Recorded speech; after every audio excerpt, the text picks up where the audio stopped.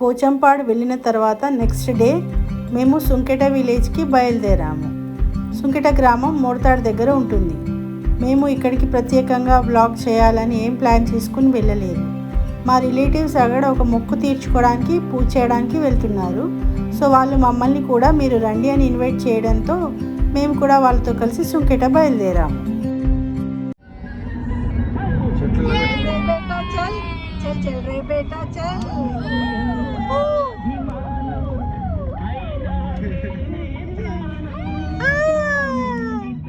వర్షాలు తింటుర్రు వాళ్ళు.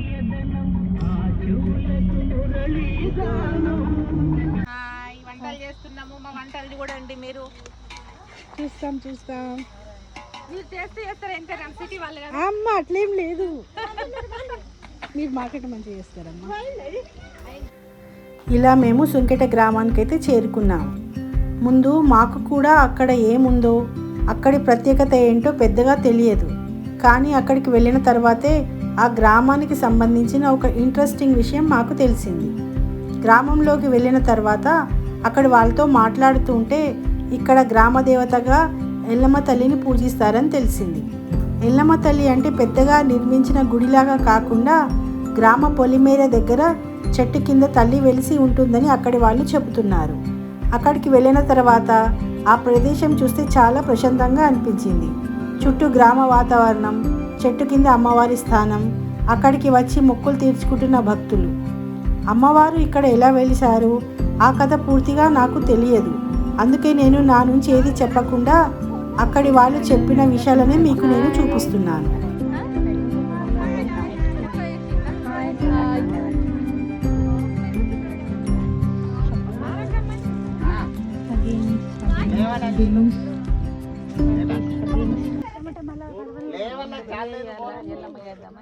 See how nice this view is. Hospital ఉన్నప్పుడు సో ఇదే ఎల్లమ్మ తల్లి దేవత. పెద్ద మమ్మీ భూషణ్ అంకల్, ఎల్లమ్మ తల్లి టెంపుల్. అది మనమే కాదు, రెండేళ్ళు ఉన్నాయన్న తీసుకుంటారు అచ్చనోళ్ళు అత్తారు, చెట్టు వాళ్ళు అత్తారు.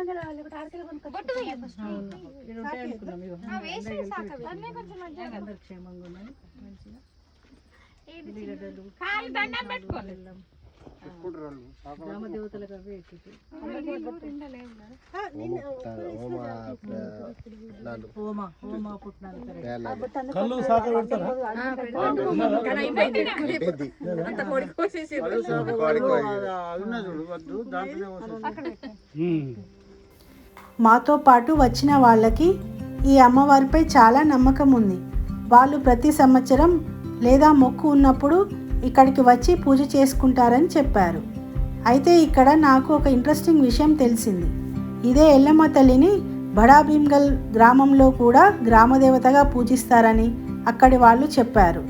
బడా భీమ్గల్లో ఉన్న అమ్మవారిని ఇక్కడ ఎల్లమ్మ దేవతగా అని అక్కడికి వెళ్ళి మొక్కు తీర్చుకోలేని వాళ్ళు ఇక్కడే మొక్కు తీర్చుకుంటారని చెప్తున్నారు. అంటే రెండు చోట్ల ఉన్నది ఒకే అమ్మవారు అనే నమ్మకం అక్కడి ప్రజల్లో ఉంది. ఇది వాళ్ళ ఆచారం, వాళ్ళ నమ్మకం. నాకు కూడా ఈ విషయం అక్కడికి వెళ్ళిన తర్వాతే తెలిసింది. నాకు పర్సనల్లీ ఇలాంటి గ్రామాల్లోకి వెళ్ళినప్పుడు అక్కడి ప్రజల నమ్మకాలు, వాళ్ళ ఆచారాలు తెలుసుకోవడం చాలా ఇంట్రెస్టింగ్గా అనిపిస్తుంది. మనకు తెలియని ఎన్నో కథలు ప్రతి గ్రామాల్లోనూ ఉంటాయి. మేమైతే మా రిలేటివ్స్ పిలుపుతో ఈ సుంకెటకు వచ్చాము. కానీ ఇక్కడికి వచ్చిన తర్వాత ఎల్లమ్మ తల్లి గురించి, బడా భీమ్గల్లో ఉన్న ఈ నమ్మకం గురించి తెలుసుకున్నాము.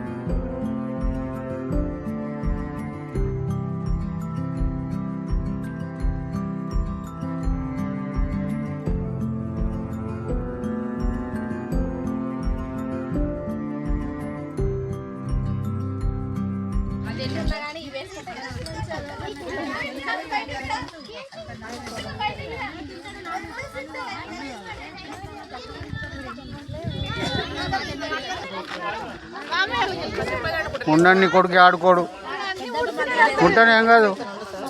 పల్లెటూరు వాతావరణం అంతా సై చూడాలి. అవన్ ముందు లేవేం లేవు. ఇగో దా దా దా నీవు రమ్మంటే నన్ను రమ్మంటాను.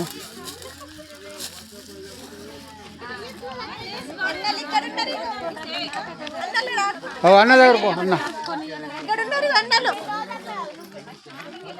ఏ బిర్యానీ ఏడి బిర్యానీ కమ్ ఇయర్. అప్పుడప్పుడు ఇట్లా యాక్టింగ్ కూడా చాలా గిన్నె వాళ్ళు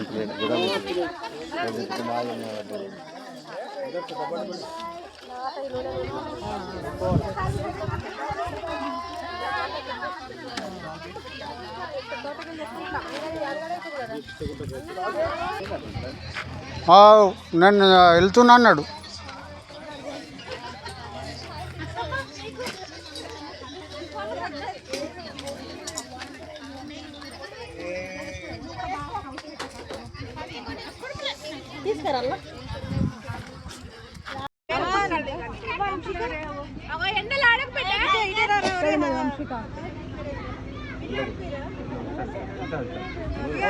అదే ఆటలు బాగా స్విమ్మింగ్ పూల్ రోజు స్విమ్మింగ్ పూల్ పోతున్నాడు.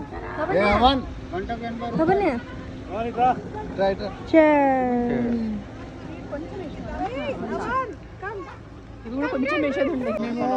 అదే మూమెంట్ లో పండగ చేస్తున్నాం ఖచ్చితంగా. ఇప్పుడు ఎందరు వచ్చారో అందరు రావాలి. ఫ్రైడే శుక్రవారం పండుగ చేస్తాం. అది కూడా చెట్టు కింద జూన్, అది May ending, June first week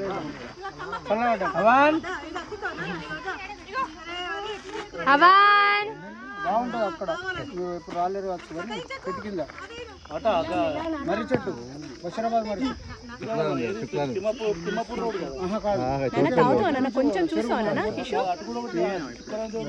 ఉన్నది కానీ ఈడ చాలా పెద్ద ఉంటుంది.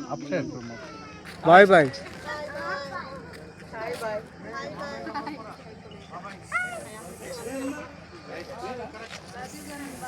Thanks for photos and videos. Bye. Thank you for everyone.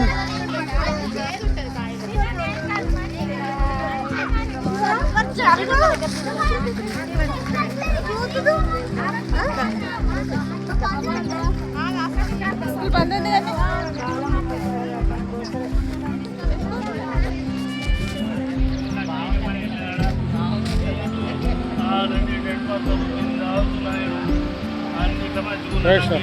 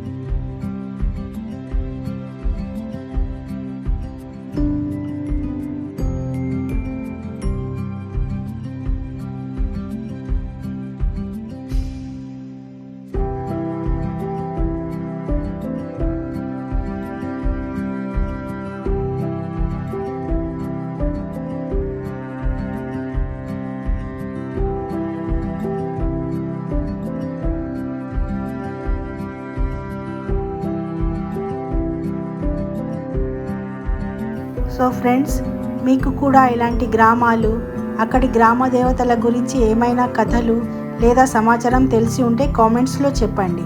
ఇలాంటి మన గ్రామాల కథలు, మన ఊళ్ళల్లో ఉన్న ప్రత్యేకతలు మీతో షేర్ చేస్తూ ఉంటాను.